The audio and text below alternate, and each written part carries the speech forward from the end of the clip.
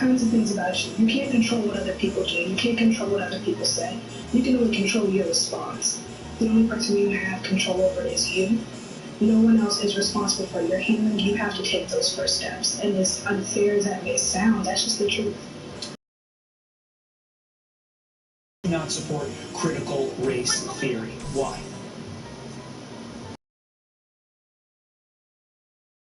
The intent to want to teach our young people about racism and how it has affected our society, but I think what it does is it teaches white kids that they're inherently superior and they should feel bad about it, and it teaches young black children that they're inherently disadvantaged.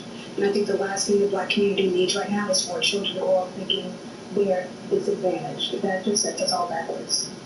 Savannah Edwards, look, I think we'd all be naive to think that there is not racism in this world, but I find your perspective on all of this absolutely to see where our society goes. Do they follow Savannah Edwards or do they follow critical race theory? We will see. And we'll have you back. Savannah Edwards, thank you very much. Thank you. This is Jay, the inventor of the Pillar Cube. And this is a substantially more attractive version of Jay we hired to tell you about. I don't know that I would say substantially. Call me Jay Graham. That's not my name. Jay had a big problem. Put your hand down. He had a huge gap between his head and his back.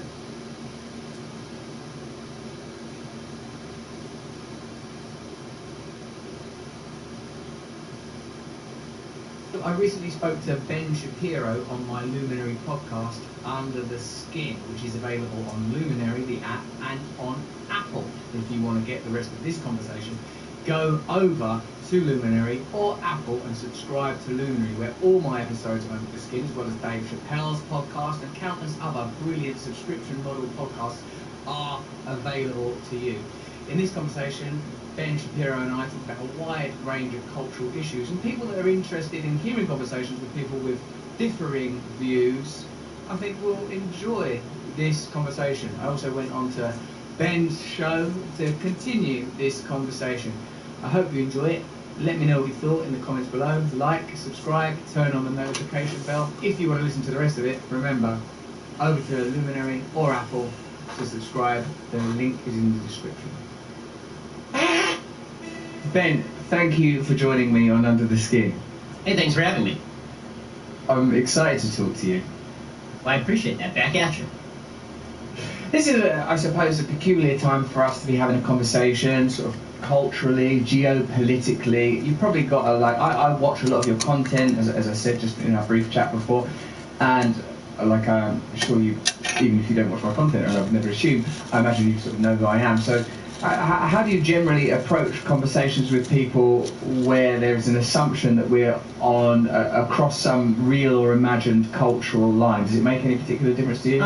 Only in the sense that I like to actually, read about or at least watch some of your stuff so that I know kind of how you approach interviews, because some people have a different approach, and I've had experiences in the past that have gone quite viral in which I had no idea what the interview was going to be, and then it goes sideways. And so you always want to know kind of what you're walking into. But aside from that, I don't care at all. I speak with people who disagree with me on a regular basis, and frankly, I kind of find it more fun. It's more interesting. I suppose you're referring with the misstep with Andrew Neil. One of the things that I admire about you is your deftness and ability to handle confrontational conversations. Piers Morgan, another Englishman that I've seen you with. But it's amusing for English people to watch you with Andrew Neil, because we're all thinking, this dude is conservative, he's the editor of the Sunday Times, and that's I'll be honest, dude, I had no clue who he was, which is clearly obvious. And as I said, even before the interview came out, I was tweeting about how he kicked my ass, and that was because he did. I mean, I had no idea who he was. The interview was booked, and it was booked by my publisher. And they were like, yeah, some guy on BBC. I'm like, okay, I don't really watch the BBC. I'm from America. And then he started questioning me, and I didn't know anything about his interview style, which of course is very aggressive, and he likes to play the devil's advocate. And so about 15 minutes into the interview, when he was just kind of reading my old tweets at me, and I was like, I'm out. I still had no idea who he was. Then I looked him up, and I was like, oh yeah, I probably should have researched who he was. My mistake. Yeah, you probably get on all right with him. I've never met Andrew Neil, but he's a serious broadcaster. One of the areas where I reckon you and I perhaps have a lot in common, obviously, we've both got families. I feel your family is pretty young, and also you believe in God, and you're a pretty religious man, eh?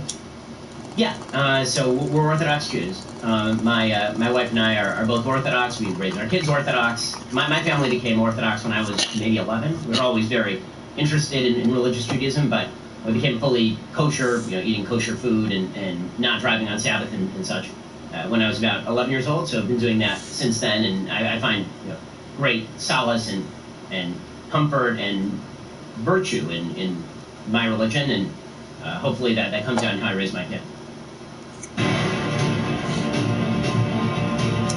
When I was born in the colony of Atlantis, I remember everything about our mother civilization through the stories of my grandfather in that life. And one of the most important stories was that.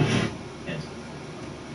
How do you find solace, and aside from the observances and protocols around Orthodox Judaism, how does it affect your outlook and interactions, particularly, I suppose, as a polemicist and a highly regarded and widely followed orator? How does it affect you there? I suppose the intersection between your religious faith and your political views and your political. I mean, in terms of sort of how it works in my personal life, I mean, I would say that religion provides me the opportunity to constantly be stepping outside of whatever is sort of the daily news cycle. If religion is supposed to be eternal, then the idea that there is an eternity in which this is just one moment, and that you can step away for a moment from Twitter and the world won't end, and the world will continue to spin. And there are people before you who have known more than you. There are people who are after you who will know more than you, presumably. And there's a God above you who also knows a lot more than any of those people is definitely comforting. For a lot of Jews, and for me particularly, Sabbath is a big deal. Being able to physically turn off all electronic devices and not be connected at all to the news starting Friday night, ending Saturday night is a huge thing, because I'm sure, as virtually everybody feels now, if I'm at dinner with my kids on a weeknight, the temptation to reach into your pocket and just start scrolling the news or checking your emails is really high. Well, on Sabbath, everything shuts off. And so it's kind of a wonderful way to reconnect with family. It's a way to reconnect with religion. You go to synagogue for a couple of hours. You spend some time contemplating your place in the universe and contemplating what you think God requires of you. And it really kind of regrounds you. In terms of what I think Judaism provides me in terms of values, I'm a big believer that much of Enlightenment philosophy is rooted in certain unspoken assumptions about the world, about the nature of truth, about the nature of the human mind to understand broader objective truths, and that those ideas spring from a Judeo-Christian worldview historically in the West. Wow.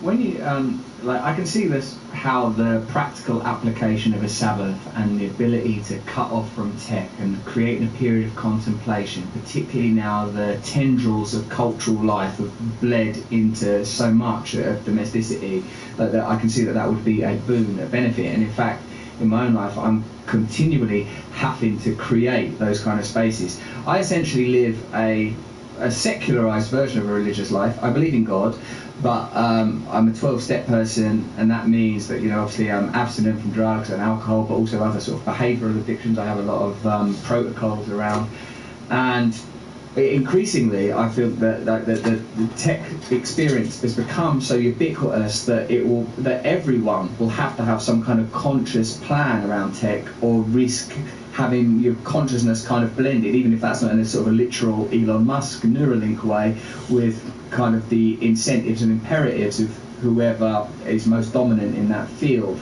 Is that something you feel? 100% agree. I totally agree with this. I mean, so much so that Twitter used to be on my phone. I removed Twitter from my phone because really, for people in public life, Twitter is sort of an ego machine, because it's not just that you're tweeting things out into the ether. You're always constantly checking your message, your incoming messages, and how people are responding to you.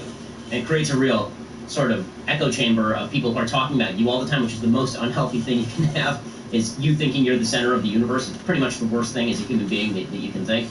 And so the internet tends to do that to you. Or alternatively, you felt frozen out of the center of the universe, and so you feel like you're on the periphery, which is bad in very, very different ways.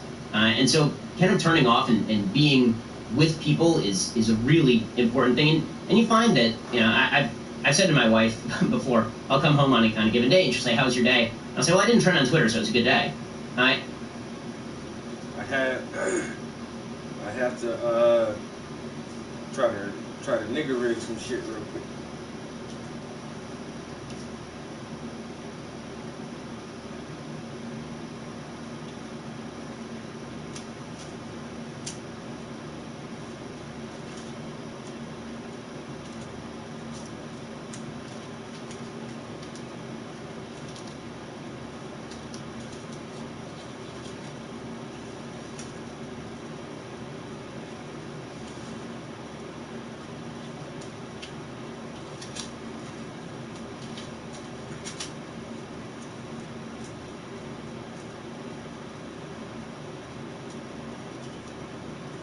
What the? What?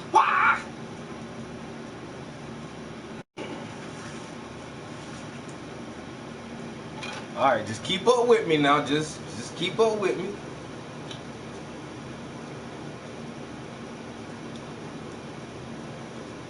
Look at him. Look at him. Somebody making power moves. Somebody making some power moves. Come on, mother sucker.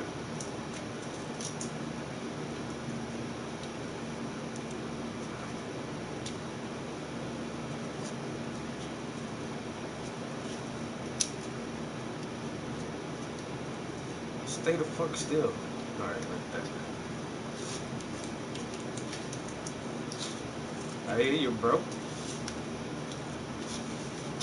I want to see some before and after pictures. That's what I want. I know that's right.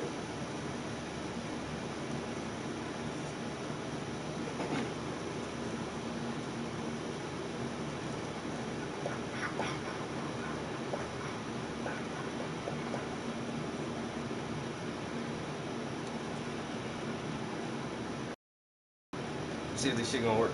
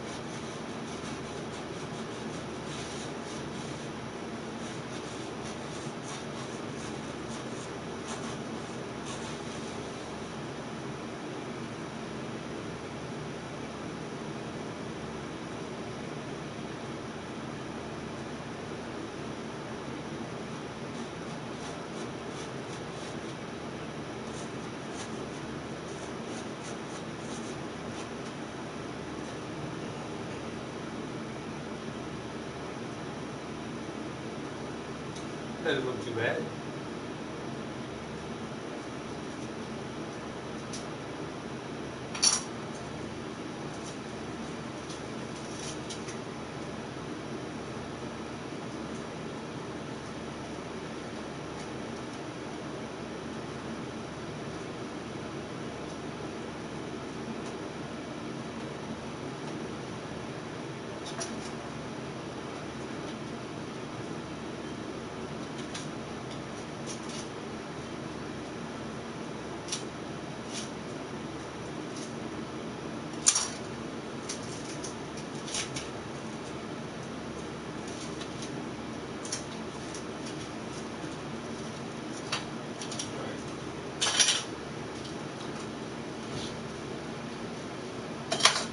Sometimes you gotta make the tools you need. But you gotta have the tools to make the tools that you need to use the tools for. See what I'm saying? It's a process. Tool work.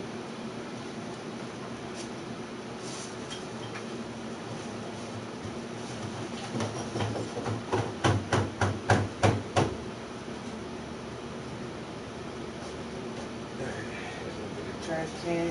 That shit was getting over. Good.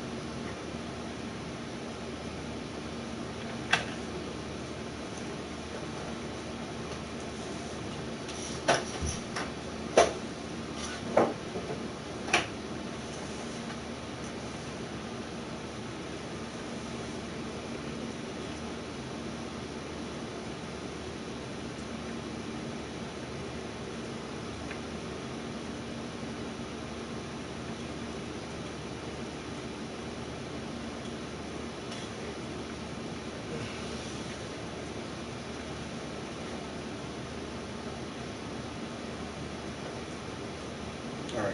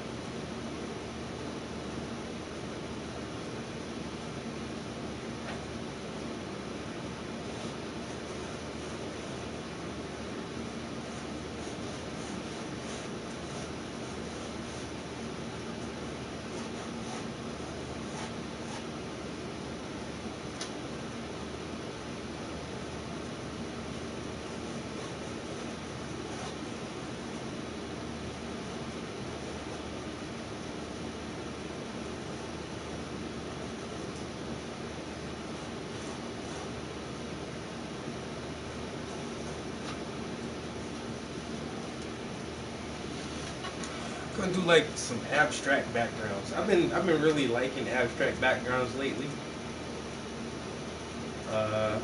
And I still have one more I want to do to finish off a series of self-portraits. It's part of this right here. This one and that one back there with the abstract. So we're gonna do circles on this one, like concentric circles. But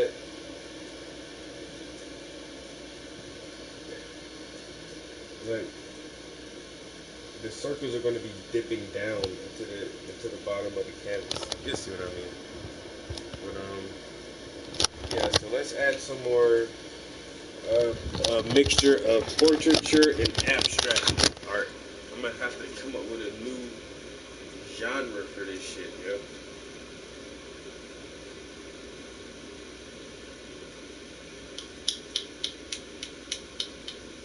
Oh no, I'm gonna call it abstract realism. And just start doing a bunch of abstract realisms. What if I do like a highly detailed landscape, and then just in the middle of the canvas have like a little square like abstract piece of art like inserted into a landscape. Abstract realism. I think I may be onto something, yeah.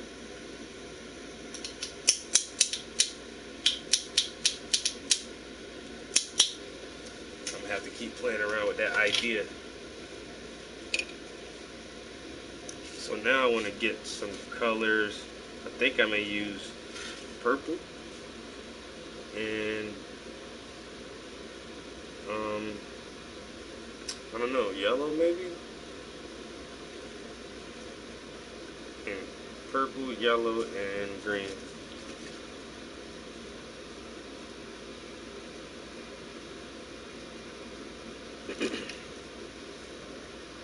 And then maybe some black. Maybe some black. A little bit. Not too much because she's wearing black.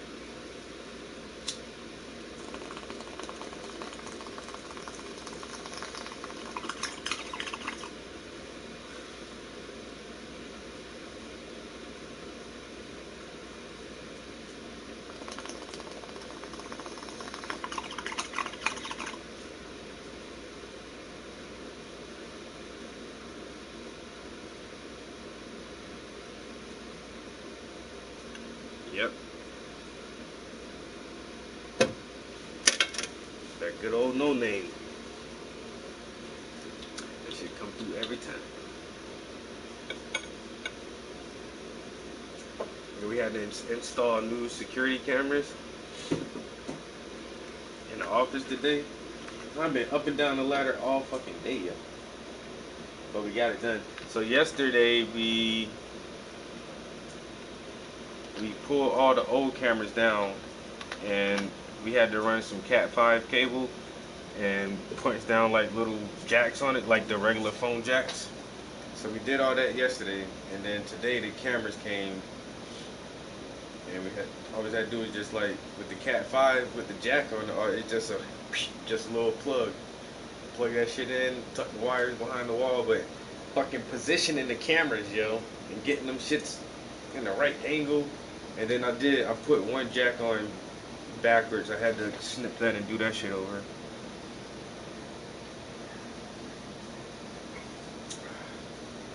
But tomorrow should be an easy day. Sit back and do nothing.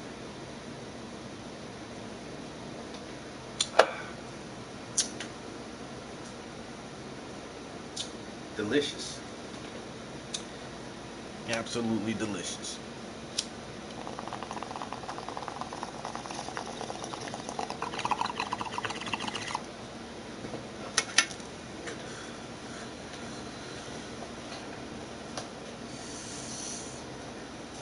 All right. So what do we have on here?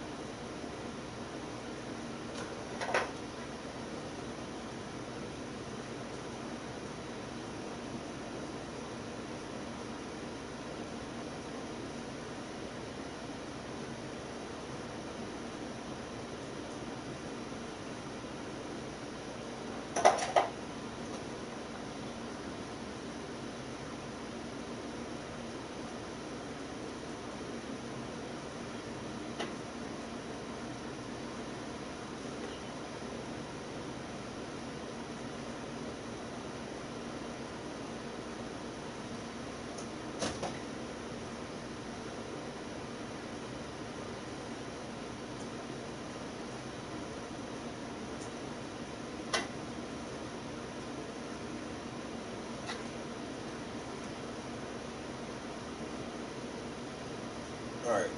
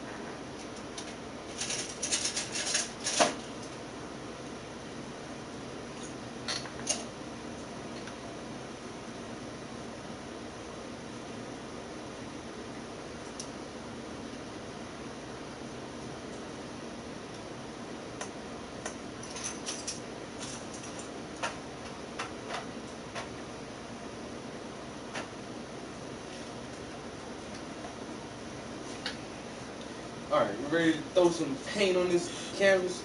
I'm gonna try to finish blocking in this background with just pretty colors, man. Pretty circles of color.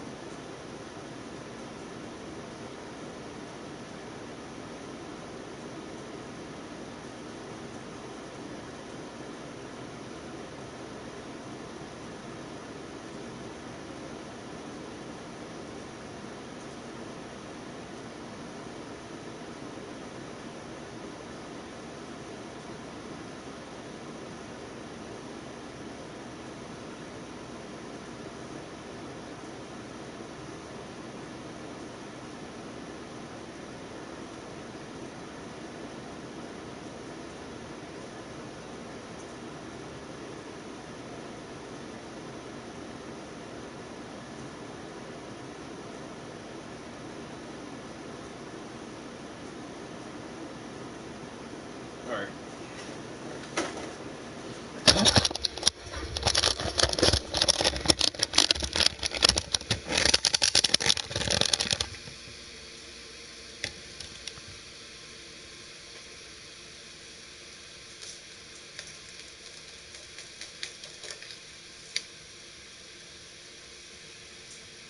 Increasingly, what I found is that even though I do trend on Twitter probably once every 3 weeks or so, it can still be a good day as soon as I turn off Twitter. Because there is this real world out there where nobody who is around you is spending their day on Twitter following you. So you're thinking about yourself a lot, but nobody else really is. And recognizing that not everybody is thinking about you, I think, is the sign of a healthy mind. Yeah, that's a kind of perhaps analogous to how culture can operate more broadly. That it can, as you have said, it can make you feel included or even centrifugal, or it can make you feel banished and an outcast. You mentioned in your on the Sabbath, one of the things you contemplate what God wants from you. Would you share with me and us, of course, what kind of revelations you get? And I'm not trying to paint you as like a religious zealot or anything. I'm not a person who thinks that God speaks to me. I tend to be much more of a rationalist with regard to religion, sort of a Thomistic or Maimonidean, religious approach. So everything. Would you explain those terms to me? So Thomistic meaning Thomas Aquinas, or Maimonidean meaning Rambam in Hebrew, Maimonides. So these are two philosophers who attempt to essentially merge a lot of Aristotelian ideas about how the world works with religious thought. So the idea is there's a basic logic to the universe that you don't see God in miracles as much as you see God in the everyday workings of nature and the way that the world works around you, and that there are certain laws of how to live a healthy life that can be discerned from the natural world around you. This is the idea of natural law, as sort of recapitulated. Historically speaking, natural law was an idea that was very prevalent in ancient Greece. Aristotle taught that sort of philosophy disappeared for a long time. It was rediscovered around the year 1000 And so that kind of created this religious reawakening because the Christian world started to integrate that via Thomas Aquinas. The Jewish world started to do that via Maimonides. The Islamic world even actually at that time started to do that via people like Al-Farabi. And then the idea was, how can you balance reason and revelation? And what Maimonides and Aquinas basically said is that the way that you balance those things is by suggesting that there are rational reasons for the commandments that are given via revelation, for example. So when I'm reading the Bible every Saturday, what I'm searching for is ancient wisdom that applies to me and that has roots in deeper truths. Because one of the things that I believe, and this goes to some of my political conservatism as well, but certainly my sort of religious conservatism, one of the things that I believe is that things have stuck around for several thousand years. Not always, but very often there's a good reason they've stuck around for several thousand years. There's a famous G.K. Chesterton quote that I think really sums this up, where I'll paraphrase it because I'm not going to quote it properly, but the basic idea is that the difference between somebody who is conservative in orientation versus somebody who is not is somebody who's conservative in orientation. He walks across a field, he sees a wall in the middle of the field, and he can't understand why there's a wall in the middle of the field. And his first move is to think, okay, why is the wall there? Who built this wall? Was it built there for any good purpose? Whereas if you're not of conservative orientation, very often you look at the wall, you see that it's not there for any good reason that you can see, and you immediately dismantle the wall. And it's only later you find out that maybe the wall needed to be there, or maybe we need to build the wall in a different place. But that's sort of my view on biblical revelation, is you look there for eternal human truths, and then you attempt to use human logic to suss that out. Because if God is giving any sort of revelation to humanity, or if God is attempting to speak to humanity through the Bible, he's speaking in language that we can understand. He understands we're going to apply our own reason that he gave us to the words of the Bible. Do you find it applicable in your actual daily life, though? I can see that you have a deep and broad understanding of theological principles from a variety of disciplines. But in this period of contemplation for 24 hours, do you ever have cause to think, am I, Ben Shapiro, on the right path as a father and as a professional man? And do you ever feel an intimate and meaningful connection? You're doing a really good job, in my view, of navigating that difficult territory that exists in mysticism, which I guess we would have to say religion could be referred to as broadly, and these principles that tether it to rationalism, so that we can't just dismiss mysticism. And the results of, I'm sure that the results of diminishing the role of religion in cultural life is probably something where you and I would have a lot of common ground. The creation of nihilism, materialism, commodification. I bet that we agree on loads of stuff there. I wonder, though, how your personal ethics are impacted. Can you think of an example of how you would have moderated your own behaviour as a result of something that's touched you biblically? So, I mean, I think that religion, especially if you grow up with it, is something that sort of exists at the baseline of the iceberg that is your life. You're living most of your life at the top of the iceberg, but most of your values live underneath the water, and so you don't really examine them all that often. I think that, in my daily practice, you're supposed to pray 3 times daily as a Jew. You pray in the morning, in the afternoon, and in the evening. I'll admit I am not very good at prayer. I tend to be very impatient, and I tend to kind of rush through prayers more often than I should, for sure.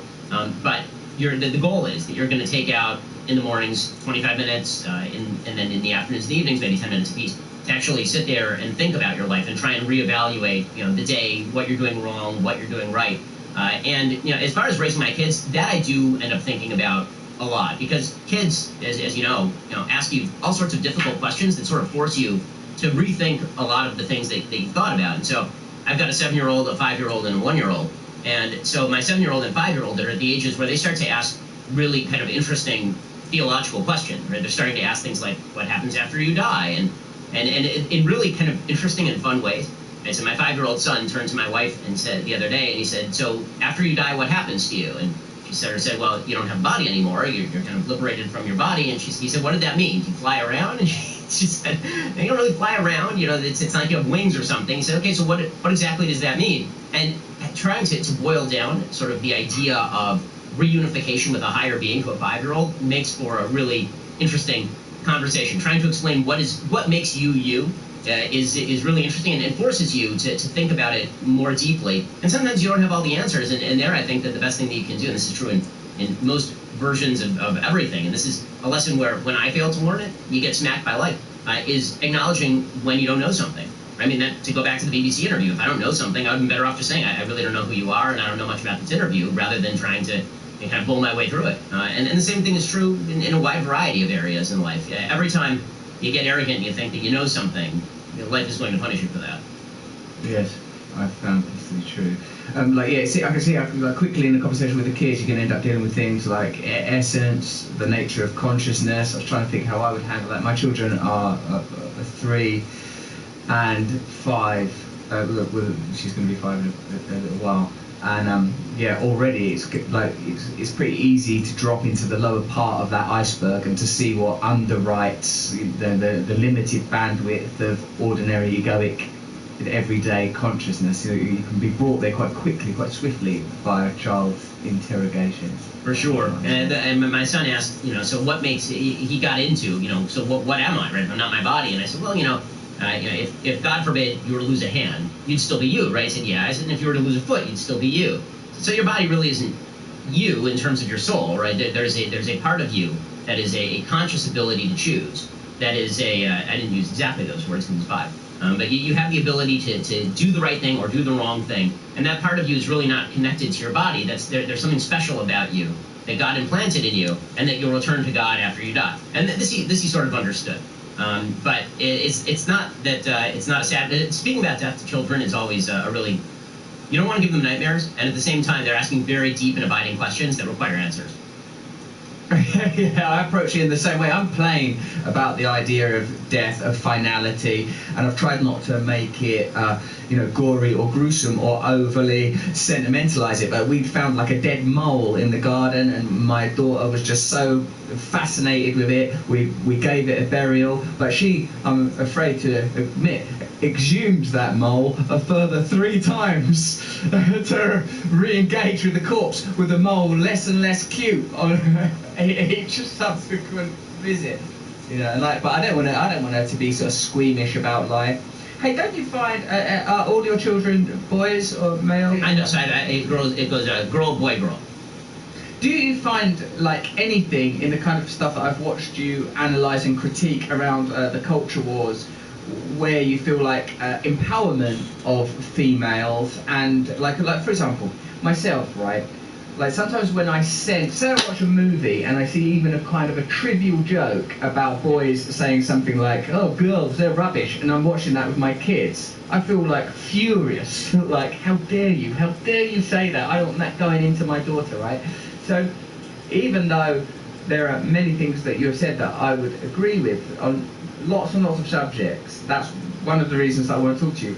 One of the areas where I thought that would be interesting for us to discuss is, do you not sometimes find things that are being talked about by, e.g. trans community, feminist community, that you think have value and worth when it comes to individuals being sort of acknowledged, heard, honoured, perhaps even? So the idea that you should be acknowledged for your feelings particularly depends on whether I think that the feelings are rooted in something good or something bad, right? Your children are constantly doing things that you don't want them to do, and you're constantly telling them not to do them, right? Your job as a parent is to help guide them through the world.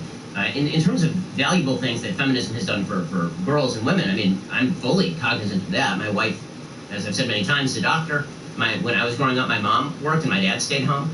My daughter happens to be incredibly bright, and I hope that she picks the career that she wants and is able to do exactly what she wants. And we try to foster that in everything that she does. That anything that a boy can do in terms of picking a career, you can do. Although she is fully aware that that typically there are certain things physically where women are different than men, right?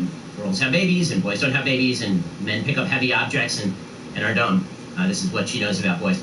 So this is which again is not a bad thing for her to know.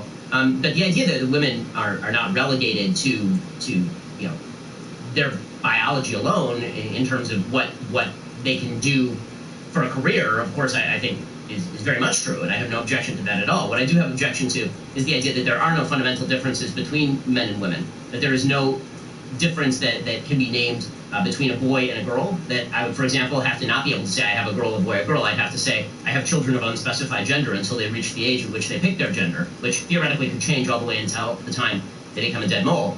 There I have serious objections, and I'm not going to either confuse my kids with that notion or promulgate that falsity to them. I think that it's important to reinstill certain realities about their biology and note that you are to my son that he is a boy, and to my daughter that she is a girl, and if she wants to be a tomboy and be a girl, that's fine. And if my son, is a little bit more effeminate and he's a boy, he's still a boy. There are certainly characteristics that where boys can have non-traditional male interests, and that's fine. And girls can have non-traditional female interests, and that's fine too. I don't have any problem with that. Where I draw the line is where people start to suggest there are no fundamental differences between boys and girls, which if you have boys and girls as children, is not true, or if you live in the world and have ever met either a man or a woman, seem fundamentally untrue. Do you think that, not dealing with, I'm not talking about individuals here, I'm talking about the way that the media is mobilised around these issues. Do you think that there is something fundamentally disingenuous? Do you think that they have an agenda or objectives beyond the protection of people's rights to express themselves however they want to identify however they want to feel that they are accepted by a culture, all of which to me seem like perfectly reasonable objectives for any individual? Do you feel that there are secondary or ulterior agenda that are being pursued culturally that what kind of conspiracies you believe in? Other than a kind of the sort of what you've just asserted ideologically about your interpretation and understanding of what you would just say is absolute biology? Yeah, so I mean, there are a few things. So one is, there's a great book called The Rise and Triumph of the Modern Self by Carl Trueman that I think is well worth reading on this particular subject. There's been a redefinition. It really doesn't start with transgenderism or even the modern era. A redefinition of what it means to be an individual and where you get your individuality, what makes you you, right? What is your identity about? For most of human history, your identity was about you living within the boundaries of a particular community. How you interacted with the world was part of what shaped your identity. How you interacted with your community was part of how you shaped your identity. If you read Aristotle, it's all about producing good citizens in the polis, for example. Or if you read the Founding Fathers, they're talking about how to live within your community and the importance of communal bonds. And as communal bonds have sort of broken down, and I think that this relationship is sort of symbiotic, as our version of what identity is has changed, people have stopped associating what I am with what society expects of me. What are the rules of society and how do I interact with those rules of society? And instead they've said, I am what I feel, right? My authenticity is key. Authenticity is the thing that matters the most. It doesn't matter whether there's no good or there's no bad, there's just authenticity. And the rules of the road have to be changed around me in order to foster my own sense of authenticity, which means everybody else has to change their behavior because I feel a particular way. Well, that to me is not a way to build a society. I'm not sure that you can build a society in which everyone's individual identity is rooted in forcing everybody else to change their ideas about the world and how they wish to address the world. That doesn't seem like a smart way to do it. If you can't have any sort of at all mutually agreed rules of the road, other than presumably just saying yes to everything, it's going to be very difficult to build a society around anything like that. I mean, that's on a very abstract level. On a more practical level, one of the things that you've seen in the United States, for example, is an attempt to tell religious Americans that if they don't raise their children with particular values, then they're doing abuse to their children, and that presumably the state should step in. You've seen bakers who have been sued for saying, I don't wish to participate in this particular activity. Right now, I'm very libertarian when it comes to this stuff. I feel that freedom includes freedom of association, and freedom of association means that people I don't like can not associate with me. That is their choice. And I'm fully libertarian on this to the point where if somebody wants to not have Jews in their business, I think they're a bad person. But I think that they should be free to do that because, frankly, I don't want any overarching authority telling people who they must and can associate with. That seems to me more dangerous. But there is an outright attempt to change the nature of language, to make it so that we can't agree on even simple terminology, to make language entirely subjective, which makes it very difficult to talk to one another, to turn every political problem into an identity problem. So we, instead of having a discussion about, for example, what is the proper treatment for gender dysphoria, instead it turns into you're attacking my identity if you disagree with me about the proper treatment for gender dysphoria. Well, what if I'm just arguing about what's the proper treatment for gender dysphoria based on the data? Or what if I'm just discussing the differences biologically between males and females? That's not an attack on your identity, but the conflation of everything that I believe and everything that I feel internally on a subjective level with who I am it's very difficult to see how you reach common ground there. You need to be at least able to put yourself out of the conversation enough to discuss things in a mutual space where the terminology is agreed upon. When you discuss your own certainty around your Judaism and Orthodoxy, and your and then sort of outline your critique of some of these somewhat modern cultural phenomena, but perhaps abiding phenomena more broadly, even if the kind of emphasis and discourse wasn't granted. Do you feel perhaps that there are fissures appearing culturally that can't ever really be abridged, and that possibly the best kind of solution might be that... Did you know it's possible to recover millions in compensation for stroke misdiagnosis? Call Latona Law for a free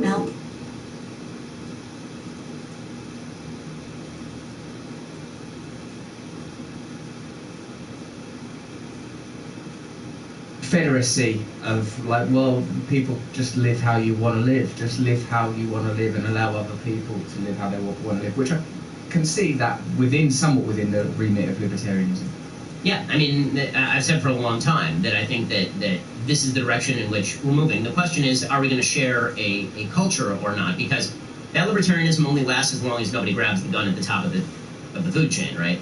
I mean, whoever controls the gun controls the policy, unfortunately, and when I say the gun, I just mean the government, because the government, to me, is just a giant machine for compulsion. That's, in essence, what the government is designed to do. Every law, at the very end of the road, is backed by some guy coming to your door with a gun and putting you in jail if you don't obey the law. So it depends on whether there can be a common agreement to leave people alone. And I think that agreement is pretty much what is missing right now. If you are an adult and you choose to live however you want to live, and you're not bothering me, I may disagree with what you do. I may think that what you're doing is religiously sinful. I may think that on a non-religious level you are living a dissolute life and that you could be doing better with your life. But I also understand that you're an adult and you have the capacity to build your own life. If you can't understand the same about me, then we've got a problem, because then we don't have a shared space at all. Then it's just a matter of who wins, right? Then it's not a matter of we can have an agreement to leave each other alone, which, frankly, my ideal life is just to be left alone. It seems great to me. But if there can't be that sort of fundamental agreement, then there will just be this continuing war of all against all, and then the question just becomes who wins that war. Because I don't think that war can be won either, Ben. I've been thinking about it a lot, man, and like I sort of, when I think about conservatism, republicanism, sort of like the Enlightenment-informed type of politics that led to the foundation of your country, the challenge I have with it sort of in some ways sounds oddly comparable to some of the criticisms you've offered about other enclaves of culture and identity, is that for me it seems that conservatism becomes too easily alloyed with concentration of power.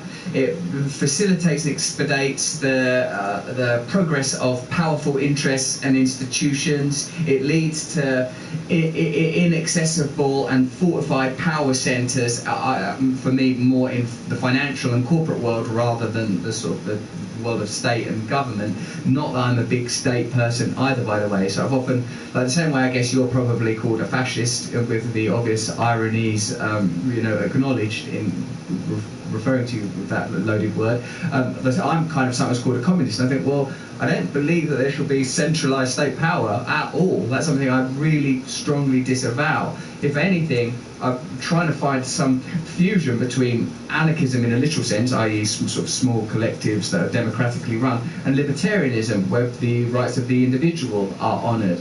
And it seems to me that both of those ideas would require, who knows how we get to this utopia then, but even in raising it, it seems to me that isn't it worth at least addressing the flaws within the kind of conservatism for which you are such an outspoken and admired orator. Like, for example, the way that you support, like, you must surely have had an uneasy relationship with Trump because of the kind of perhaps the ethical and moral concerns around Trump, but because he was like the Republican guy, you know. And I find him like a fascinating figure, and I felt like a lot of the critiques and attacks on Trump were revealing about the real conservatism being within the neoliberal domain now. That neoliberalism abandoned its commitment to working class people of any colour in favour of cultural politics that, which I've had explained to me, has no real impact on true power centres, creates division and conflict on both sides, and enables the powerful to continue to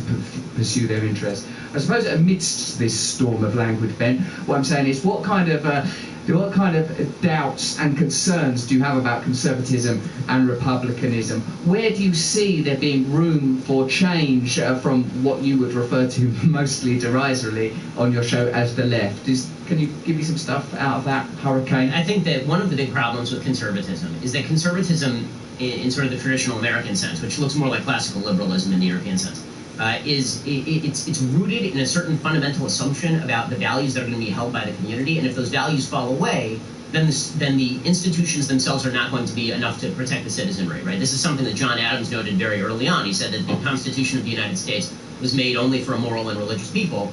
If the people became no longer moral or religious, then they would move right through the boundaries of the Constitution like a whale would through a net.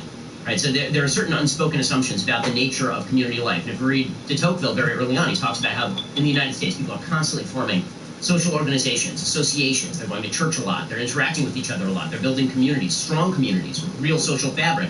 And that replaces the sort of government compulsion that otherwise you would need in order to provide for law and order. Right, there's a lot of social pressure not to break the law. There's a lot of social pressure not to be rude or impolite. There's a lot of social pressure to do all of these things. And if people stop acting that way, then government compulsion is suddenly looking a lot more attractive, because as things disintegrate, people want the government to do all the things that society used to do, and government starts to fill that gap. So that's been a problem with conservatism, and you're seeing that kind of breakdown within conservatism, even with this sort of debate that's happening right now between a sort of libertarianish conservative wing and a more interventionist conservative wing. People who think that the government actually should replace a lot of those social institutions in cramming down particular social values, attempting to restore social fabric from the top down, which I frankly don't think is possible. Now, when you talk about centralization of power in institutions, Russell, I kind of want to know how the power was centralized and what the power is being used to do. So whenever I hear centralized power, it sort of depends to me on what is being traded away in return for the centralized power. So when I look at government, I see centralized power in government. I understand that you're trading away your rights to the government, presumably in exchange for a certain level of protection, and I have serious objections to that because those rights belong to me. They are inalienable under our Declaration, and I think according to natural rights theory. So government scares me. When it comes to corporations, the question is, how are they gaining that power? So if a corporation got really big, because the corporation has a hand-in-glove relationship with the government, and the government is there's regulatory capture. The government is creating regulations specifically to quash the competitors of this particular giant corporation. Or the corporation is working in cahoots with the government to break the rules in such a way that it makes it pretty much unpalatable for anybody to get into that business. That, to me, is deeply scary, right? When the Occupy Wall Street movement started in the United States, my big problem with the Occupy Wall Street movement is I wasn't sure why they were occupying Wall Street as opposed to occupying D.C., considering that D.C.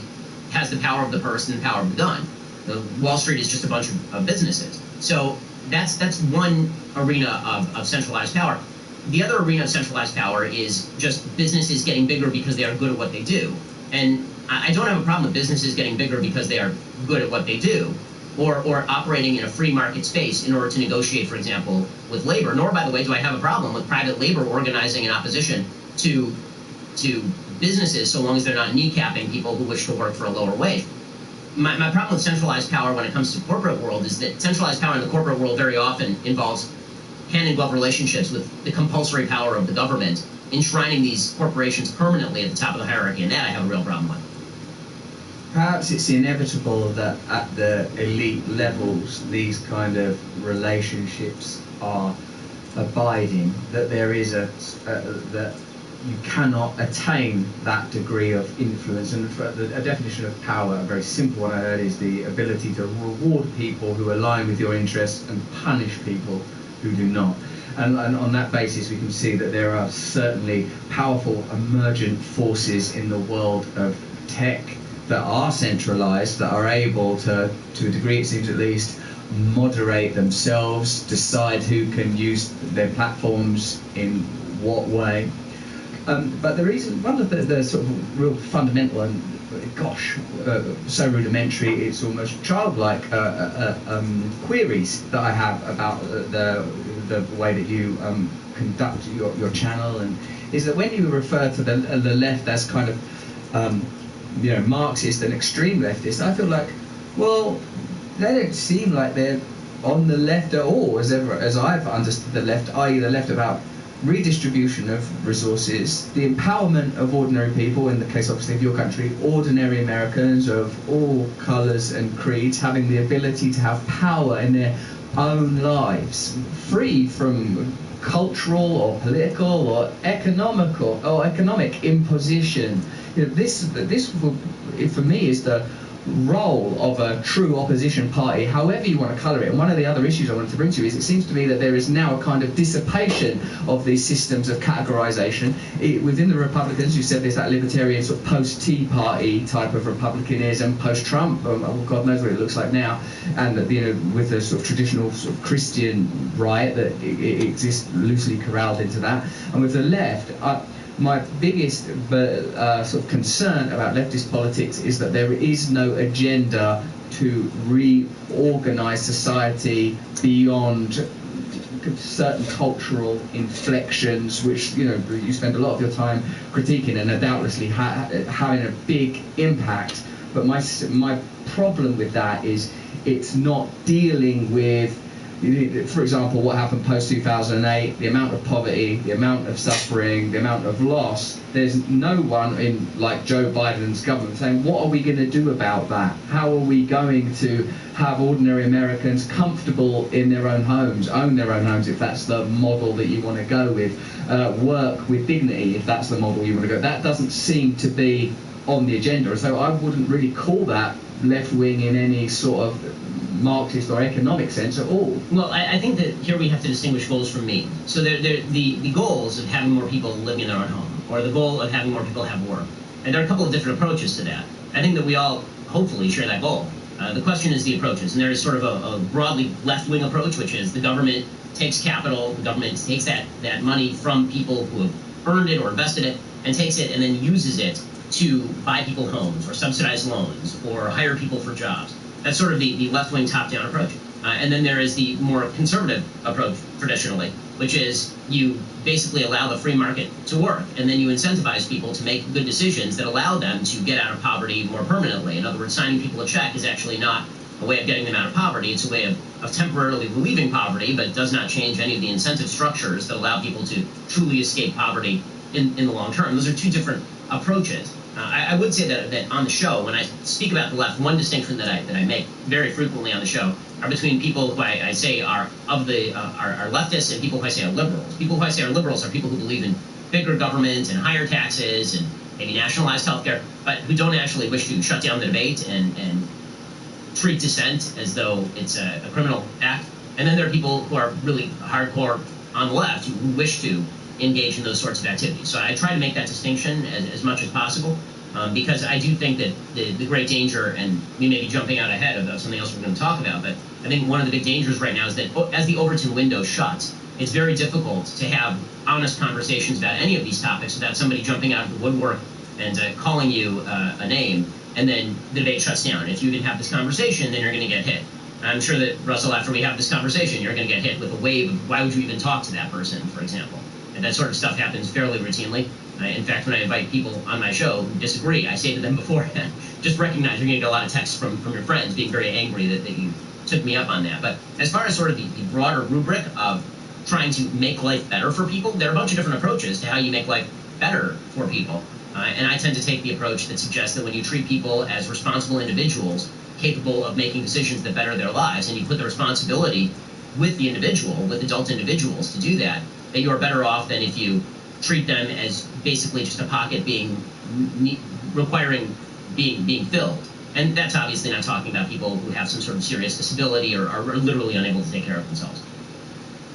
I feel that both of those approaches have problems, and in a sense this is where I wonder if the spiritual values that we were talking about a little, if not in particular detail with regard to their the specificity of those values, but like for me, compassion, kindness, love, and you know, when we touched upon the idea of like contemplation of how God would have us be, for me, in a sense, there is in the kind of sort of social Darwinism that underwrites a lot of free market ideology, natural competition, services, the market will look after itself. Those kind of ideas for me are sort of like an aspect of like, I don't know, rationalism, say, should we call it, that I'm not particularly fond of, because it seems to me that it has unleashed processes that are leading to commodification, a kind of a loss of meaning, a loss of purpose,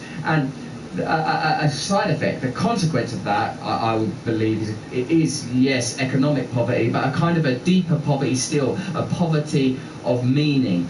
I don't think capitalism, in alliance with conservatism, can provide that kind of meaning. I sometimes query then whether even secularism can fulfill that role. So when I am mentioning, perhaps glibly in this context, given the breadth of your knowledge, when I talk about centralization, whether it's at a state level or an economic level, these sort of juggernauts of power with incredible influence that can shape and make the world to their convenience, I feel that these forces are largely, in both cases, whether you know, like it's sort of like neoliberal or leftist, statist, kind of centralized redistribution models that I don't ever see as being particularly effective and more focused on the kind of censorship and stuff that we've talked about, even though I'm sympathetic in a way that perhaps that you are less inclined to be to the kind of, you know, that stuff about feelings. I was like, yeah, I kind of care about people's feelings, I guess, you know, and we can get into that a little bit if you want to.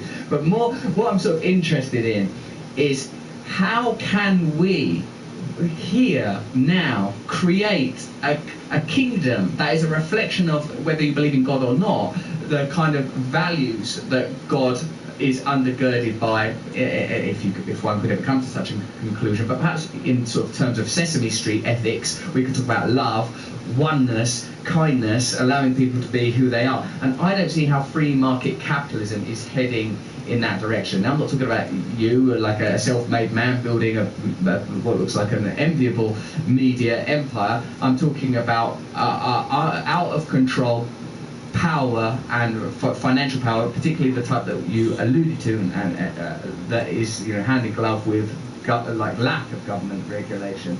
So don't you agree with me, Ben, that neither of these options are in alignment with our higher principles? You know, with you and I, as both as men who like self-declared men of God, and therefore, why are you out to bat so vociferously for one of those sides? Right. So I think that I have a couple of points to make here. One, I bet you do. Yeah. One is that I think that, frankly, if you're looking for love in economics, you're looking for love in all the wrong places. What I mean by that is that economics is designed to generate wealth and innovation, right? The best economic systems are the ones that generate, presumably, the most wealth and the highest level of growth for populations broadly distributed. And certainly capitalism has done the job there. If you look at the global GDP or the GDP of any individual nation since 1800, it has risen exponentially with the increase of free trade and private property rights and free markets. Before then, the level of subsistence was extraordinarily high. In terms of living at subsistence level, life expectancy was extraordinarily low. In Europe, it was still below the age of 40 was the average life expectancy in the year 1800. Now everybody who's growing up in the West can expect to live 80 years in a level of wealth, even at the poverty line, that would be unimaginable to people who are middle class or even upper class in, say, 1900, right? We have devices available at our fingertips, even if you're very poor in Western societies, that would boggle the mind of somebody living in 1900. Like the richest guy in 1900 maybe had a couple of telephones. The guy now has more computing power in the palm of his hand, being on welfare, than NASA had putting a man on the moon. Right? That's the power of economics and the power of capitalism. But if you're looking for meaning in economics, I think that you're right to say that you can't find deeper meaning in economics. I will say that I think that if you read Adam Smith, and I don't mean just The Wealth of Nations, which a lot of people have referred to, I mean the theory of moral sentiments, he fully acknowledges that there has to be a moral underpinning to a recognition of individual human striving and individual human ability. So take it from this perspective. I know that this is, by the way, it's a very rich debate, obviously, as you know, inside the religious community. If you read the writings of Francis right now versus the writings of Benedict, they're very different on economics, obviously, or certainly versus John Paul II. So, you know, my view of this is that when in Genesis God says that human beings are created in His image, and that when God suggests that we have the individual power to choose, as He suggests to Cain at the very beginning of Genesis, this is foisting responsibility on individuals, and you have power over your own life. You have power over your own labor. Now, if there's somebody who's oppressing you, that's a different story, right? If there's somebody who's literally oppressing you, then it is the job of government and others to step in and stop that person from oppressing you. But the idea that it is the government's job to provide some sort of utopian vision on Earth, or that forced redistribution is the way to do that, seems to me to really be a moral problem that infringes fundamentally on your ability to choose, infringes on your creative abilities. And so the argument for free markets for me, capitalism is a term that frankly was coined by Marx to a certain extent, but the free market idea, which is really that you own your own labor and that you are able to alienate that labor, you're able to sell it, you are able to work with it and then use the products of that labor to buy other things, that comes down to fundamental human dignity in a way as well. And so my ideal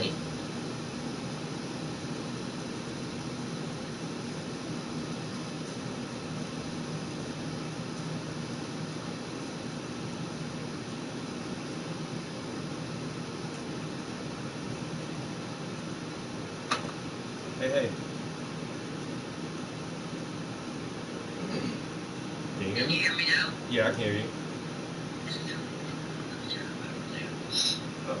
You know so this is my first time creating my own Zoom meeting.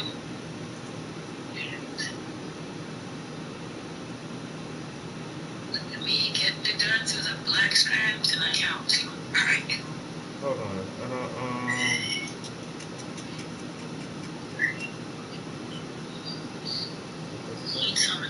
Did Glynis message you that she thinks there could be funding for it? No, not yet. Why don't I have...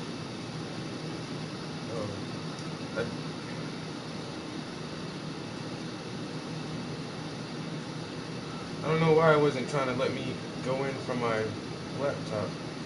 Wait, you're cutting in and out. Not the visual, the audio.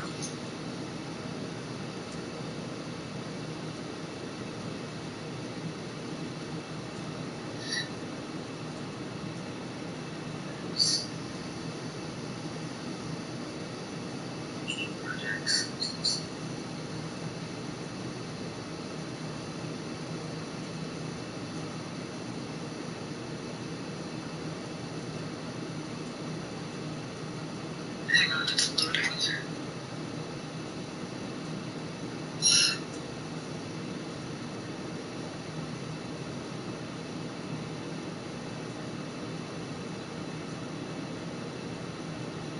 Alright, I'm going from my laptop. I got in there. For some reason I couldn't get in there the first time. Okay. I can't get into my drive.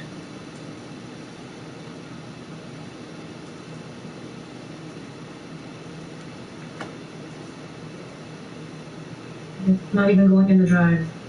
What is happening tonight? I don't know. Google be acting weird sometimes, you know? Yeah, but every other time, though. You know what? Let me go to the email from Glynis then, because she has a copy of it in the email. So I was thinking that when we say we'll do a few things and then we'll touch base and think of another date, it gives us so much time that procrastination becomes easier to fall into because we fall into other things. So what if we started with a date and said we have to have such and such done by this? Okay. And move it to that instead. Now this is a tentative date because what if it comes back that we go after this grant and the grant is in a different pocket of time and we have to move it out, then that's what it is. We have to move it out. So we don't tell anyone else the date, but it's the date that we're going to try to work with for our own parameters to get the project rolling. How about that? That sounds good. And so, realistically, we need to line up the kids, own questions going, meeting for them to link up, and then shoot. The parent consent, a little bit of promo, a lot of it of promo. Yeah. And then, which we'll do the dry run when the kids meet. How about that? Yeah. Do our own thing while they're hanging, and we'll be in there. You'll be playing with, lighting, cameras, see if the space works. If it doesn't work, we might end up doing it down on the main floor. It's all about, the eye of where you want it to go. I'm going to with regards to positioning of the cameras and all of that. Okay. Yeah. Well, Chris said he might be able to give us those cameras he has, because he's getting a new setup. Bolton? Yeah. They gave away stuff already? They have more stuff to give away? He already upgraded once, and now he's gonna upgrade again. Like this is his second. He must have got how much funding did they get? Quite a bit. Not enough.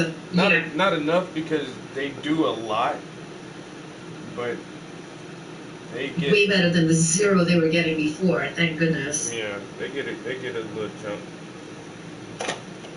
Already in the beginning. Okay, so pulling it up from.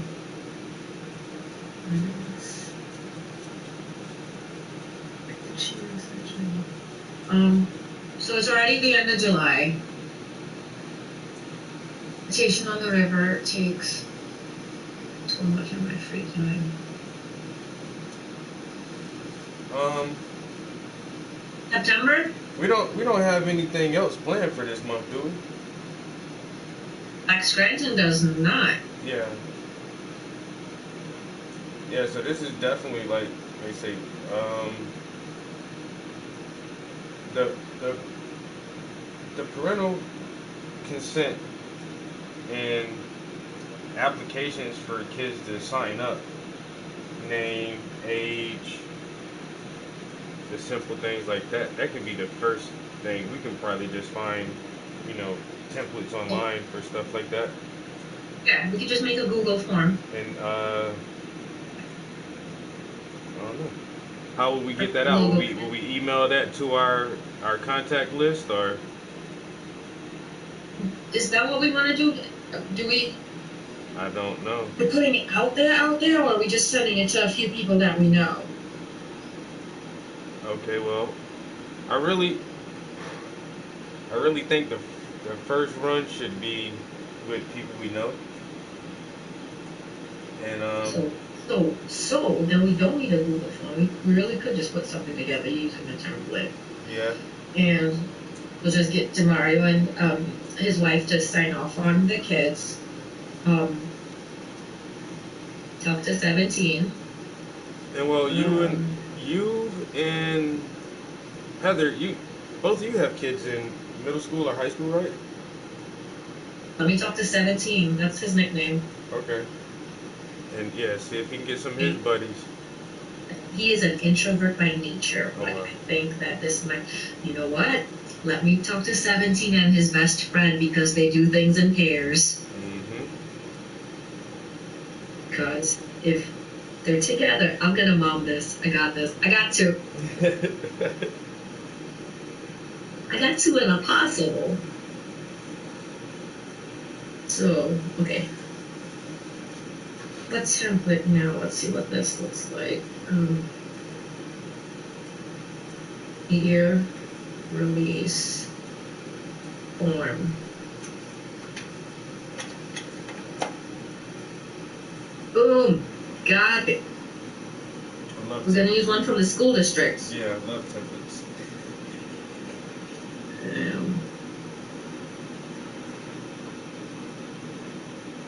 What we're working with.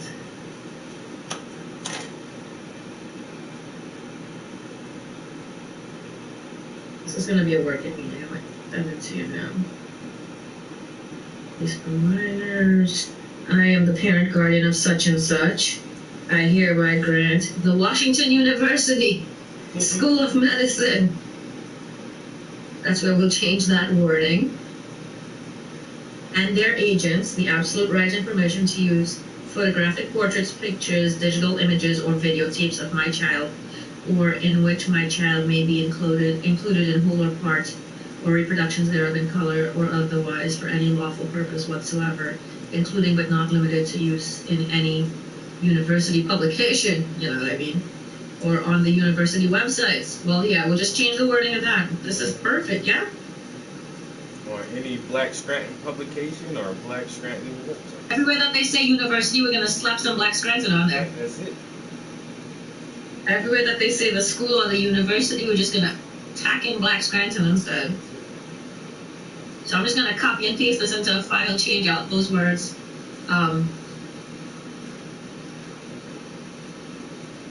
I don't have Dee's email, I can get that.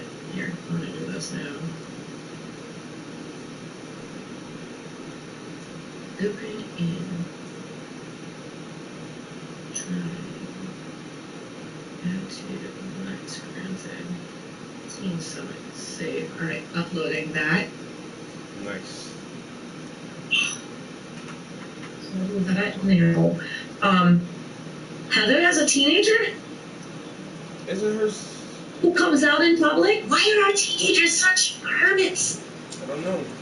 I'm pretty sure she has at least a yes. Her oldest kid is a little. You know what? You're right. Heather does have 2 kids. I only know Lincoln.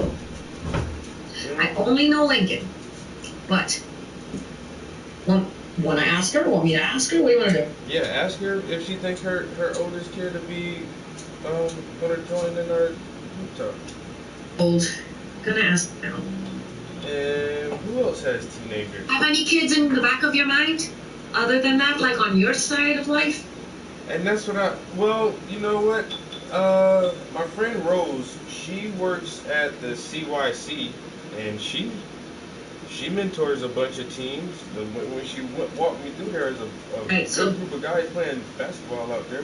So I can ask her if but they're from Wilkes-Barre though. That's the only thing. Like, would they have transportation to come to the filming? Are they gonna make it on time and things like that? That's why I don't know. I'm trying to think of more people in Scranton because I live in Wilkes-Barre. Oh. Sounds like a Black Scranton problem, don't you think? If we want those kids there, how much can we flex to get them there? Yeah. If they show interest, you can probably put that in the budget to get I them was gonna say, yeah, there. if we get a grant and we have a budget for it, the CYC definitely have transportation vans. I don't know if we can make it like a group, a joint venture program between Black Scranton and the CYC and Wilkes-Barre, and tell them, hey, if you can shuttle the teams over there, we'll pay for for gas. We'll have lunch or whatever for them. If we can schedule it like that.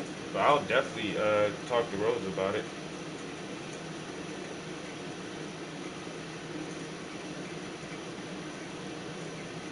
Right. Yeah, I mean, Wilkes-Barre's not. When do you think you'll talk to Rose? Is this gonna be like email or face to face? Yeah, I can email her tonight or tomorrow. Throughout the day, I'll Tonight or tomorrow? Yeah. And how we want to word this, like, because she works for the Catholic Youth Center. We're gonna word it. That we have. Play with those words. Okay. Yeah, you have your whole script, I think. If it would load, I'd see it right now. I'm messaging Heather. Any chance your older son would want to be part of the Black Scranton project? Team Summit.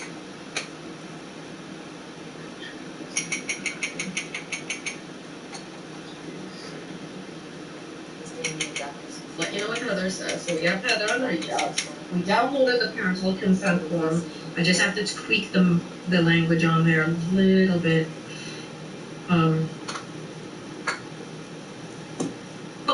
If Chris does not donate equipment, right? Mm-hmm. Can we still borrow equipment? That is a good question. I can definitely ask him that as well. But Yeah. The only thing with that equipment, like I'm pretty sure there's a learning curve to it. So we would, if he let us borrow it for a while, it would take hours on hours to get familiar with how it actually functions, which isn't a big deal, you know what I'm saying? That would be the day that the kids are getting to know each other. That would be a day that we are just taking that day and saying that day's for nothing else but that. Yeah, yeah. And we'll be there earlier, playing with the equipment, working on the lighting, working on the positioning, I guess working on sound, because if the sound's off, we'll have to move to a different space. And then hopefully if we've done like 2 or 3 hours of like prep work, by the time the kids come in and we have the food out and they're chilling, we have some B-roll right there, you know? True. And I'm pretty sure, like, because he's the one who mentioned, like, donating it to us. So I was like, dude, you have to show me how to use this stuff, too. On top of that, like... He giving you? I'm sorry, what you said? You skip a little bit. He giving you? What is he giving us? He said the entire setup, the 3 cameras, the switcher, and the soundboard. The cameras. How many cameras? Do you know what they are? Do you know what the cameras the type are? cameras are. I don't know what kind they are. If you have no conversation with Chris ever, find that out so we can know what we're working with ahead of time. Yeah, just Google it and YouTube. See if it's anything I've touched. Yeah. You know? You can I played with a couple of cameras in my heyday at Marywood. I used to live in the editing suite. I spent nights in editing suites. Dang. Forgot that there was time. I had to go home. Right. Gotta find out what the cameras are. And worst case scenario, iPhones and smartphones, can we mesh that into other? So like, let's say we film the real thing with professional equipment, right? Mm-hmm. The day that we do the pizza party, kids getting to know each other,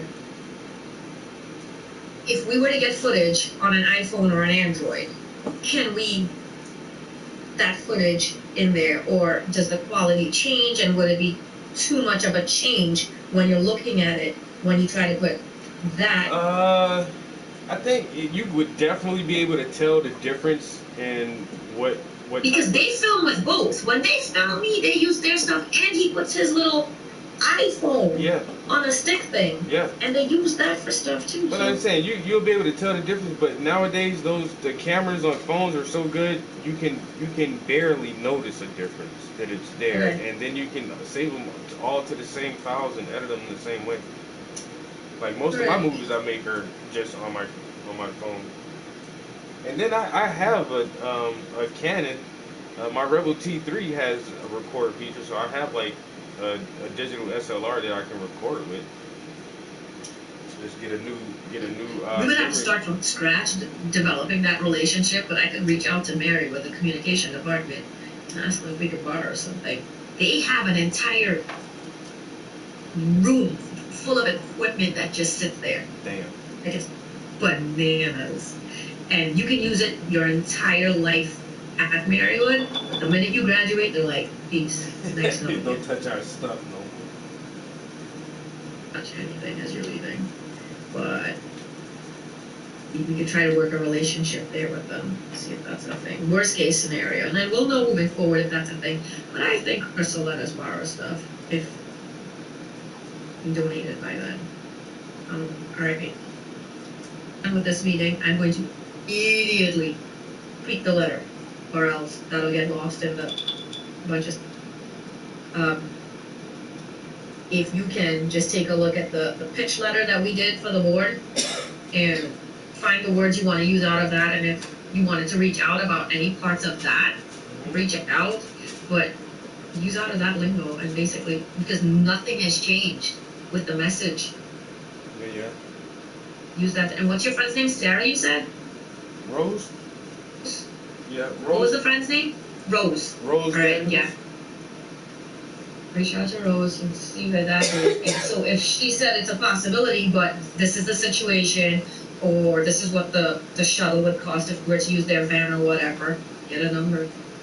Yeah. Right? Yep.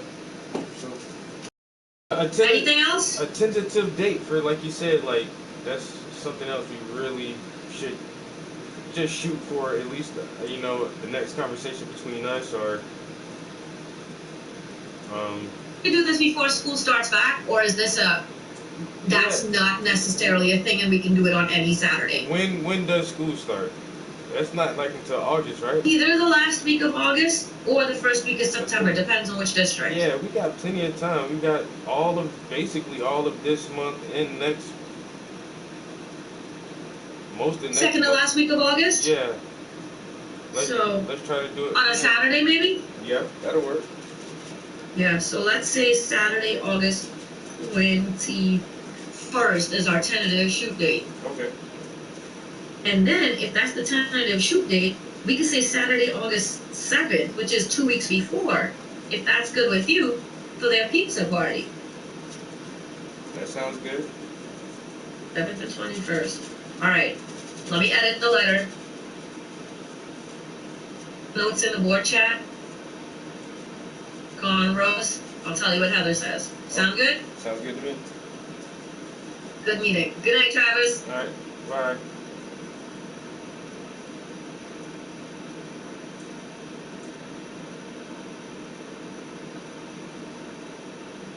Black Scranton Teen Summit is slowly coming together.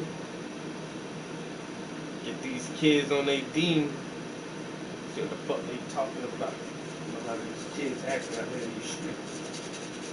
Really thinking about the real shit, right? It rolls up with an email. And what else I had to do? Email rolls. Shit.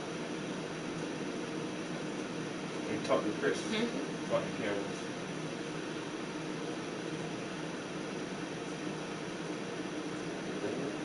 Is this Doug? This is Amanda. No, Amanda. My name is not Doug. No, I don't care if you're back in town and I don't want coffee.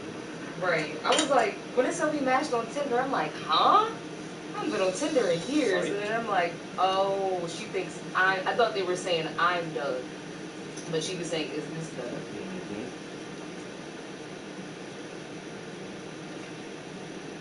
I think I'm gonna put some cartoon characters on here. Show Tweety Bird on that shit. Yeah, I like it. It's giving me Looney Tunes and all the places you could go. Dr. Seuss style. How long we been in here? Damn, I've been doing an hour and a half on a dot almost every day this week. And normally I should put in my 2 hours, but Yeah, I still haven't even cooked yet, so you're fine to be thinking Well, I need to cook and I need to work on my stuff. I went to the store. everything is wet. And I like give me her address for that thing. She paid me everything, and I know she said like, oh, it's for her birthday in August, so she's in no rush to get it. I feel you, but it's done. And you probably just don't even want that shit in the house. I can't hide it good enough. But I don't know. I asked her address, and she didn't even reply. Wait, as in not from it. You said you had two for the address? The mom. Oh.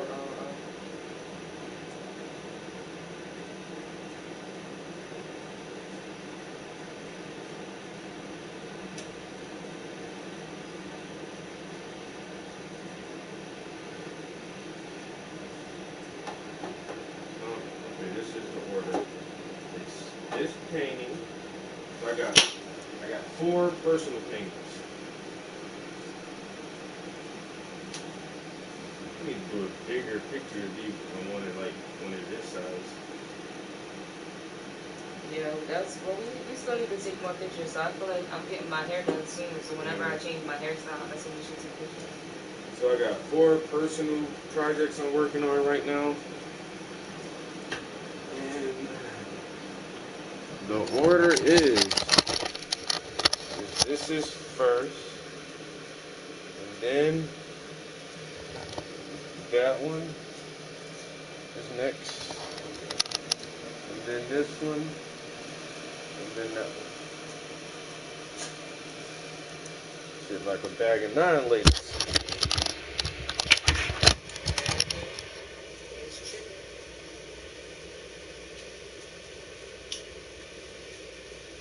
It took so long for the studio to cool off a bit.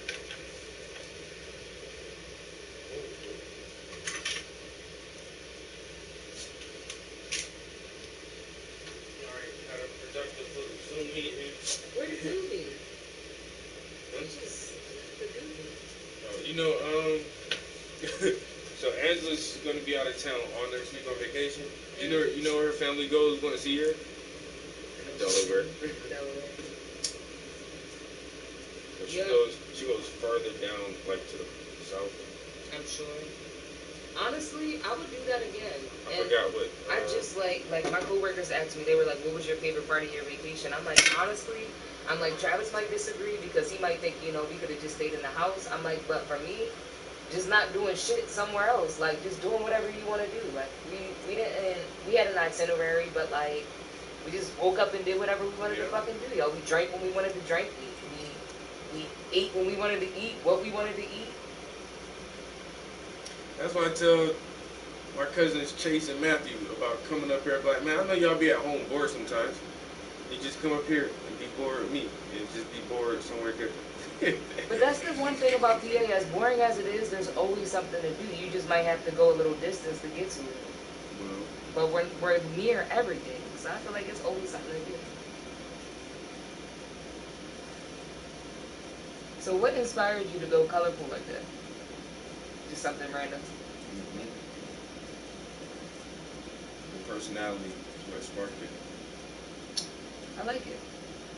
I was just surprised. Like, I popped into the stream and was like, I thought you were working on something else. I was like, this is different from yesterday. You know what? I missed a call from Eric too. I tried to call him back earlier today and that shit. Eric, who's that?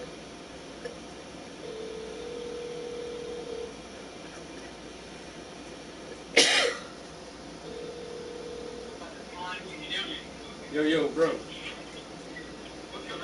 Not a whole lot. I missed a call from you the other day, bro.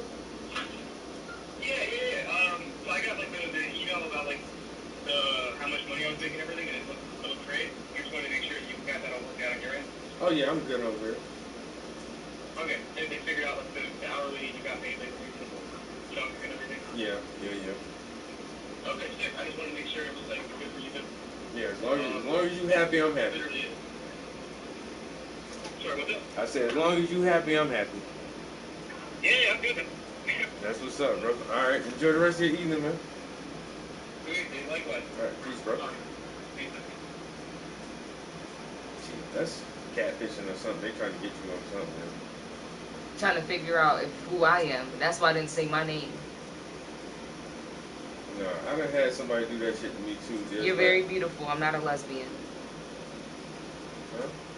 I said you're very beautiful. I'm not a lesbian. Why do you keep responding? I didn't say that. I was being funny. I'm gonna fucking block that shit. Yeah, I just responded and said you have the wrong number. Then she sent the picture. I didn't say nothing back. Yeah. Somebody was like, "Oh, are you in Virginia?" And I'm like, "No." Well, I just came back into something kind of that. It's like I just came back in town and I thought we can like meet up. And I'm like, "You must have got the wrong person."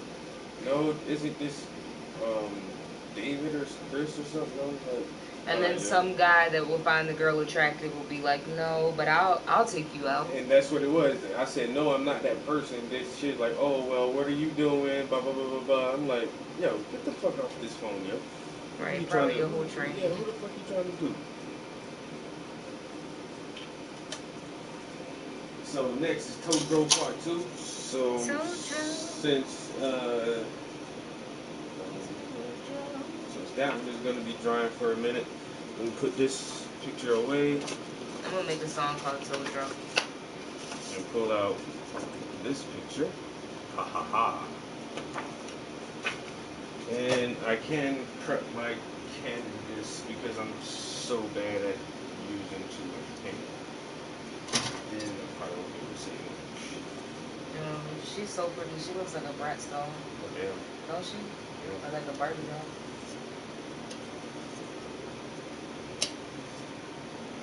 I don't know. To me, it's just something about a dark skinned girl with like colorful hair. I love that shit.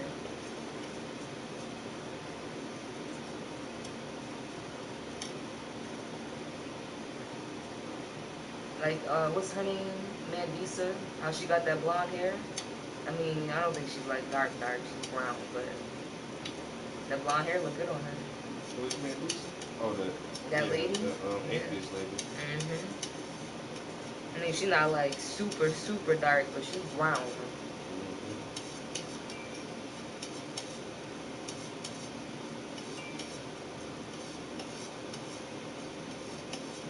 I don't know. Colorful hair and tattoos. Like I said, like black skin just looks different. Like that shit just hit different.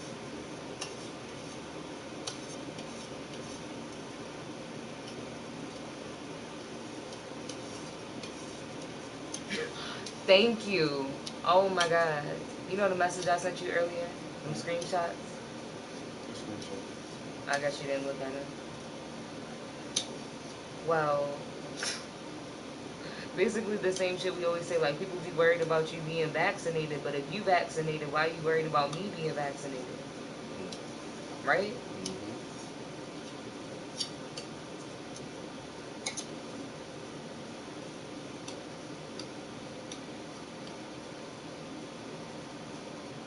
But since I'm gonna be in this wedding in like a month. Oh, that was from your aunt. Yeah. Yeah, I'm gonna be in this wedding in like a month, so I'm gonna have to wear a mask to the wedding, even though there's no mask mandate, and I'm not gonna be ignorant. Because if it was somebody who I didn't like, I'd be like, oh, I'm not going. But it's my cousin that I grew up with. You know, I'm closest to her in age. Well, I'm closest to Simone. But on my mom's side, me and her are closest in age. And like I said, we always promised when we were kids we would be in each other's weddings, whatever. So I'm going to be there for her special day. She wants me to wear pink. If she picks out a dress I hate, I'm going to just go there. Whatever you want me to buy, I'm going to buy in my size. And I'm rolling out. You just, today, I won't. But you have paw prints everywhere. Back up. Ain't no food bill, my nigga. First, you were gonna try to slide under my leg too. Oh, sneaky ass. Drop the pallet, face down. That's that amateur shit, man. I dropped a whole gallon of paint down the stairs early in the morning, yo. This is one of those days. Yo, man. 6 o'clock in the morning. I drop a whole gallon of paint down the basement stairs, yo. The lid pop off. Pink paint, bro. Pink paint flies every fucking where. All on the stairs, all on the goddamn wall. That shit splashed all on the floor. Man, bruh. I was down there rolling out pink paint on the. Now I just got sections of pink paint on the wall.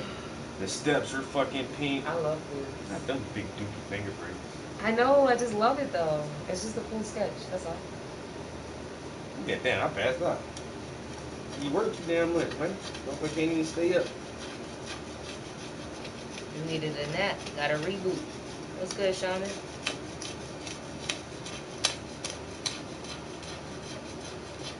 I gotta go cook. I feel like today is Friday and I still got another day of work tomorrow. God. You know why? Because I've been getting cursed out all week. Yeah, now this is the crazy thing about my job, yo.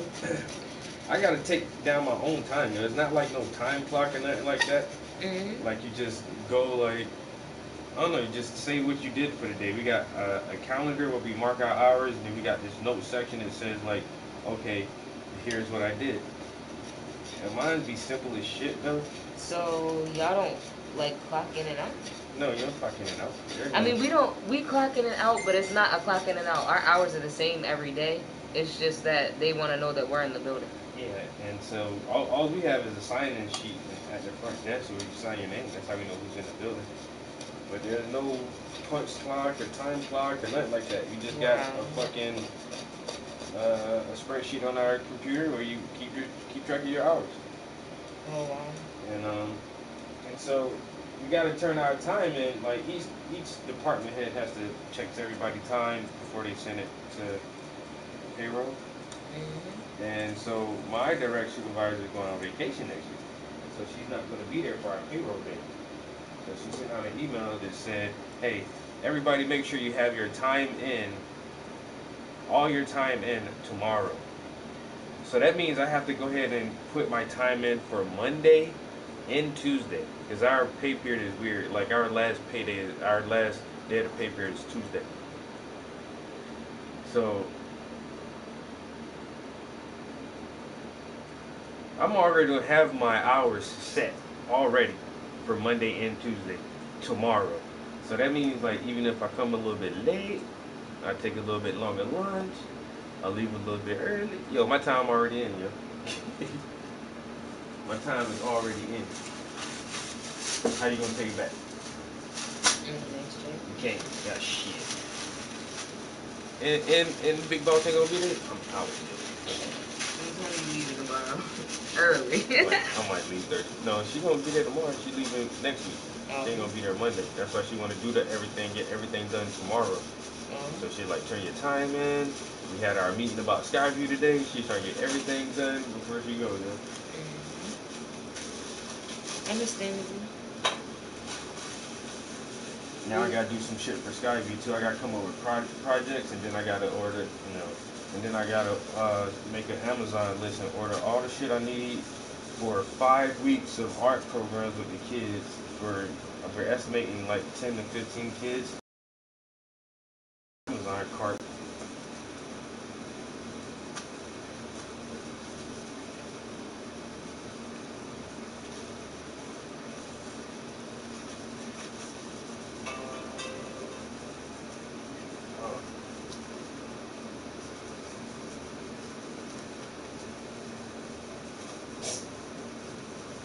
Yeah, I had to double read that. I had to double check that for you. Why are you looking at my phone? Because it's ringing. No, don't be monitoring my shit. Monitor everything about you. My business. I want to be in your skin. My damn phone calls. Yep. Alright.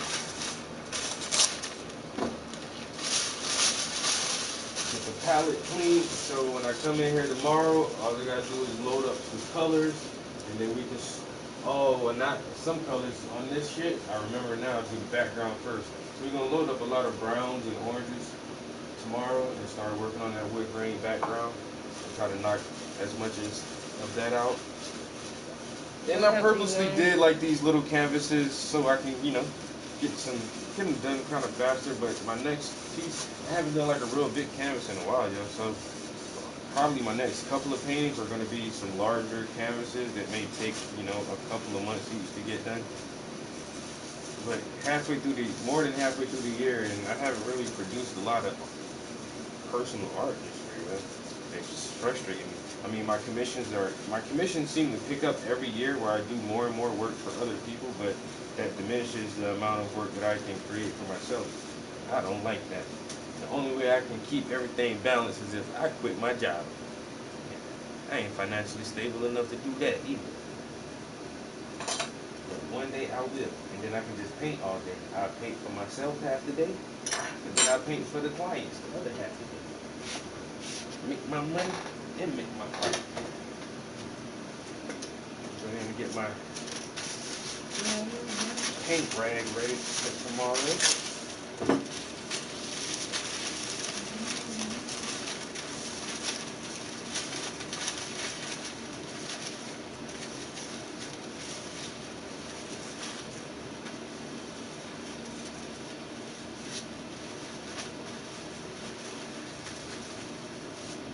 To go to bed early tonight, but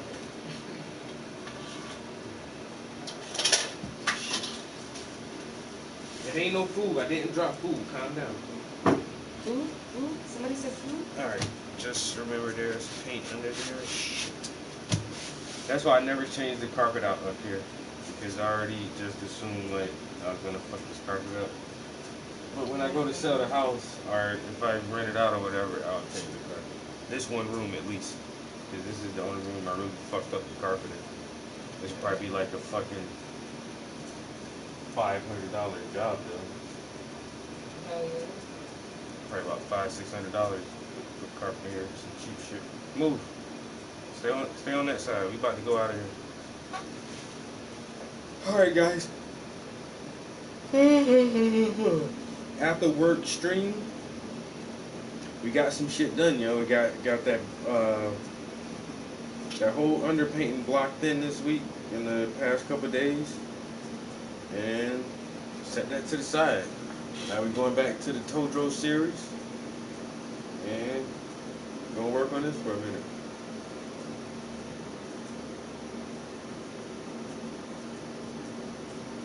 My coworker was talking about that today. He was like, I would not want to live in Texas. Damn, high levels of fecal matter. Y'all niggas just go to the beach just to take a shit. Doo-doo water. Mm-mm. Doo-doo brown.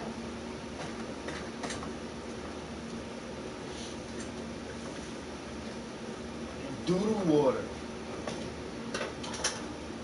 Yeah, fuck that. Yeah.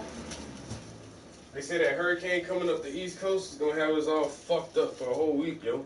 Like even this far up north, we just gonna get we got a bunch of rain for a week straight. Yeah, it's gonna rain real bad, like all fucking week, you know. So just be prepared for that shit, man. You want this downstairs?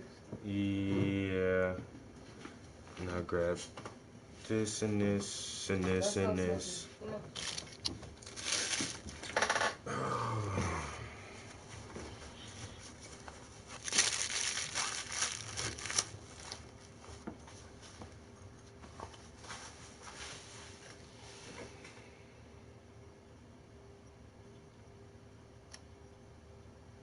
I know that's right. Fuck that water, yo.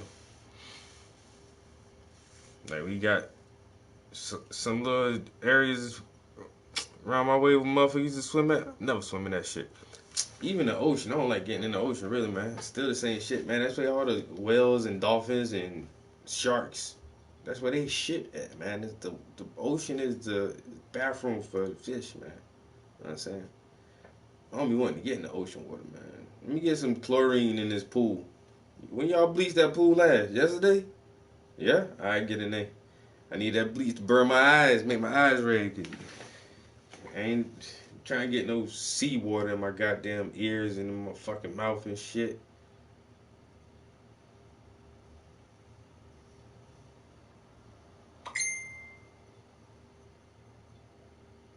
That's crazy.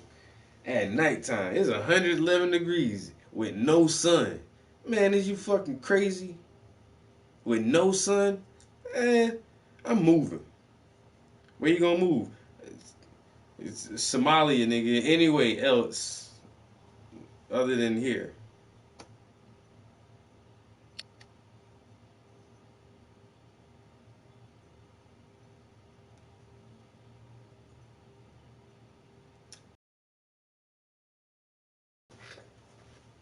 That's all that goddamn Neanderthal in your DNA. I'm just saying, science. Let me get out of here. I'm about to go downstairs, and you know what?